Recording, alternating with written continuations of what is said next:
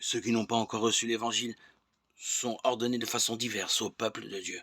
D'abord, le peuple qui reçut les alliances et les promesses et dont le Christ est né selon la chair, Romains 9, 4, 5, peuple élu de Dieu, et qui lui est très cher en raison de ses ancêtres.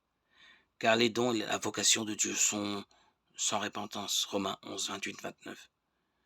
Mais le dessein de salut englobe aussi ceux qui reconnaissent le Créateur, qui en déclarant qu'ils gardent la foi d'Abraham, adorent avec nous le Dieu unique miséricordieux, qui jugera les hommes au dernier jour. Quant à ceux qui cherchent le Dieu inconnu sous des ébauches et des préfigurations, Dieu lui-même n'est pas loin d'eux non plus, puisqu'il donne à tous la vie, le souffle et toutes choses. Acte 17, 25. Et que le Sauveur veut le salut de tous les hommes. 1 Timothée 2, 4.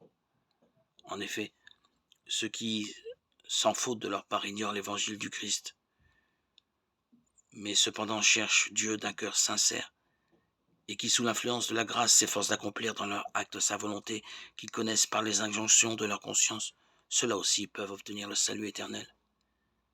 Et la divine providence ne refuse pas les secours nécessaires au salut à ceux qui ne sont pas encore parvenus, sans qu'il y ait de leur faute, à la connaissance claire de Dieu, et s'efforce, avec l'aide de la grâce divine, de mener une vie droite,